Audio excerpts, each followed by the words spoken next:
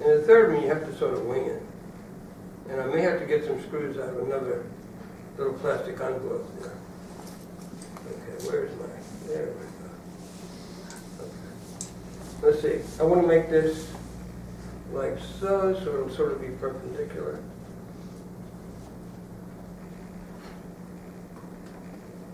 David Nason made one of these at Patterson in his office, right? Yeah. Using a similar procedure. Okay, let's see if I can hold it in. Whoops, that slipped down. Let's see, I want to bring it up to the middle. Put a little center in there. Okay. These brackets, I make these brackets in such a way that when you screw them down, these don't move. They're tight. Whoa, that didn't move a little bit. What's that all about? Okay. They're not supposed to move, so you can put some nice pressure on them. There, that doesn't move now. And the third one, you have to sort of wing it. You can't see what I'm doing exactly, but you know what I'm doing. Okay. Put that in the center. Let's get this in here. But 3 students helped each other. It was good for the cooperative spirit as well. Okay. Get this. Even with having to make those struts, where's that center?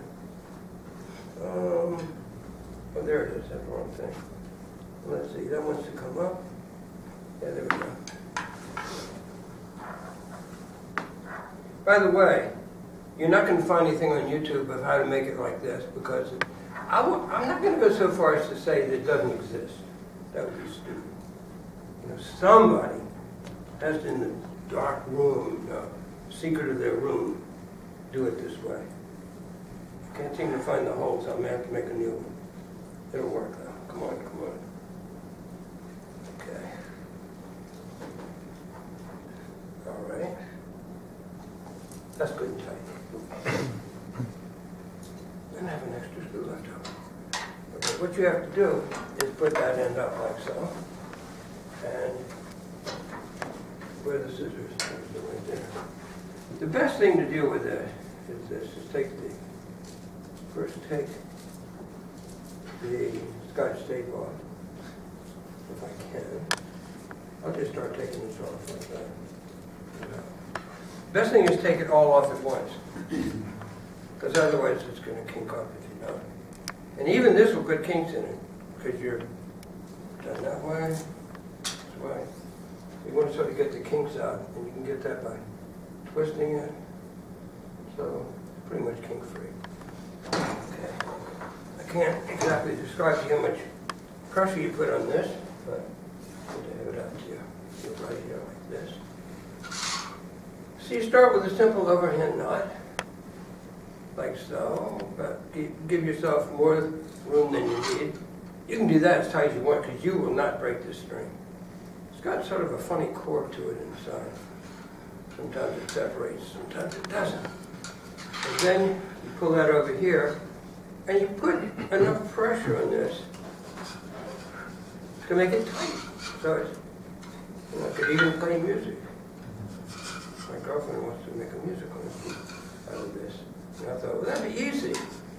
Because then you go down to the bottom 3. Because all you do is just take something like a guitar and tighten it up. But then when you change the tension on one, you're going to change the tension on all the others. So, good luck with that. I don't even know if that's possible. I don't even know if that's possible. Go around 2 or 3 times with your finger on that. Use it yourself about 4 inches there. Tie it around a string with a simple overhand knot, like so. Do it again. Good thing my phone's on vibrate. And then what you do is, still got more string down here, more than you need. By the way, if you try to string it, instead of vertical like that, if you try to string the 3 like that, it falls apart. Found that out by doing it. Not by any theory. It said, you can't do that. Though maybe there is a theory. like theories about telling you when you can string something and when you can't. Again, sort of do it pretty tight. You got to tie that off. 4 inches. And the last vertical, that's this one here. Or when you say vertical, relative to which string? This is almost, that's more vertical. For example, connecting these two is more vertical than connecting those. If you connect these instead of those, it will not be stable, at least as I remember. Okay, you can experiment if you. Now, when you're doing this, could you, instead of using like a long string to do a few vertices at once, could you instead? No, you cannot do this because if you'll notice here, the valences are 3. Some of these have valence 4, and theoretically it would be possible to get an Euler circuit. And I think I've been lucky enough on the icosahedron to do that once, to get an Euler circuit. Now that you've done that, all you do is take out your brackets. Well, let's snip these off first. I like to leave it, I don't do it too short because who knows, but it might come apart, right? You want to take these 6 off. There's one for each vertex. And, okay, so let's take this out.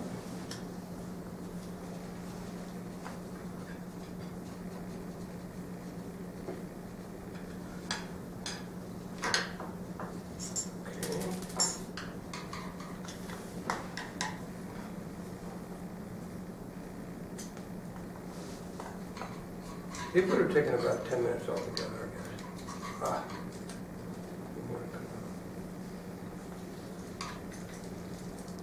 Probably make about 30 or 40 a day, who knows? Come on, come on. Okay, that's one. The other one.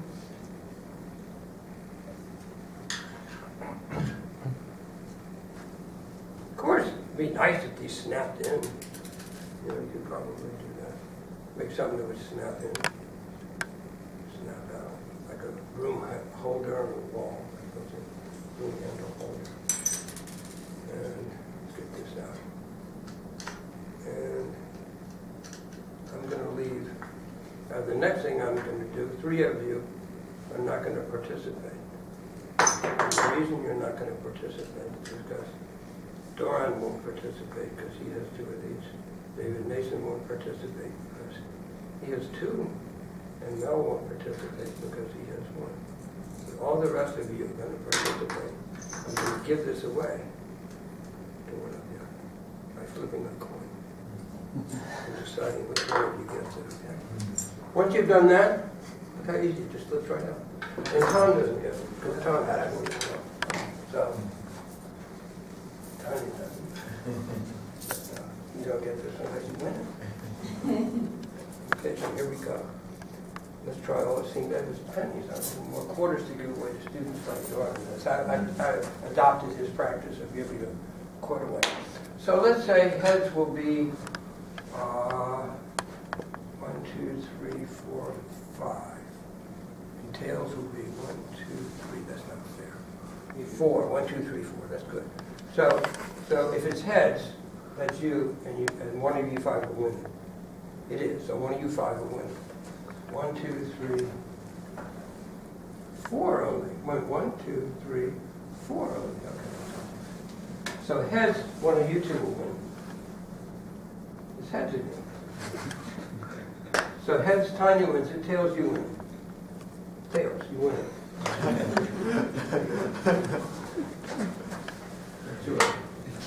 Okay. These are not meant out here as gifts. That's not right. So, what do you think? You think this is stringable? How do you check that you have a minimal number of strings? What? You just cut it and watch it fall apart? That's what I have to do. If I'm going to make one, I'm going to have to attempt a stringing that I think is logical and will hold together, and I'm going to use that theme, even though these are very close here, of the diamond, like that. I think that defines it, if you do it that way. And if I string it together and I start taking it apart, and it falls apart, then I'll have to try something else. But if it works, then I have to come up with another idea. But if it works, I've made it and I've got it. But it was harder to make it probably than somebody who can just, there are people who can just decide the string lengths in advance and do this and boom. Like the guy who built that big rolling tensegrity, 16 feet high with 8-foot long bamboo poles. But he had 3 of them in together in threes. The first tensegrity that I had was given to me by a student or a faculty member at NJIT because I used to teach a course called the Mathematics of Design to architecture students. And I accumulated a lot of models from students because I would take them and never give them back. So I had this tensegrity sitting for 20 years and I never understood it. And I wasn't really working on anything, and Dora asked me to give a talk, and I said, what am I going to talk about? I'm not doing one number theory. You know, I could give another talk on that. I could talk about extensions of groups and how I can generalize, get a more general thing than spectral sequences and so forth. I said, nah, it's got to be experimental. I don't understand these, so I'll talk on these. So I visited this artist the next day that Jay Caprad mentioned down in Princeton, who's retired, and who has 50 of them. I didn't understand him at the time. I haven't seen him again yet, but I talked to him some. And he let me to. He let me one like this out of copper pipe, little tiny copper pipe, and the icosahedron was like this. He let me one like that. And I studied and said, how do you do it? You know, I looked at videos and said, I'll build scaffolding. That's how I'll do it. But that raises a whole new idea.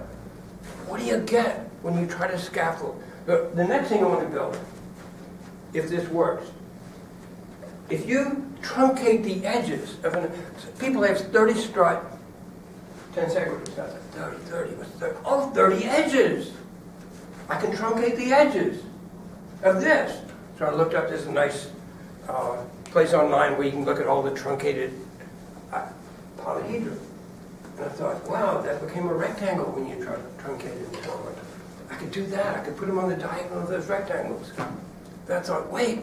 I looked further.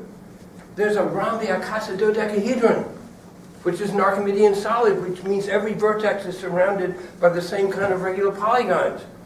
There are 30 squares. There are 20 triangles. And there are 12 pentagons. And I'm going to build that the same way. Except, since it's more circular, it might be hard to put the screws in there. So, I might do them on top, you know, I have some ideas about how, because I didn't know what I was going to do until I thought, oh, brackets, I can take them apart. I can disassemble it. So, that's my next idea, to do that, see if I can get a 30-strut one. But not the magical way that most people do it. I consider this very pedestrian, in a way. Because anybody can do it now. You know, I mean, but it does raise all sorts of interesting questions about, given a polyhedron, how do you strut it? If you can strut it, how do you string it? Not clear at all. That's the end of the talk. It's early. Thank you. Okay, take it easy.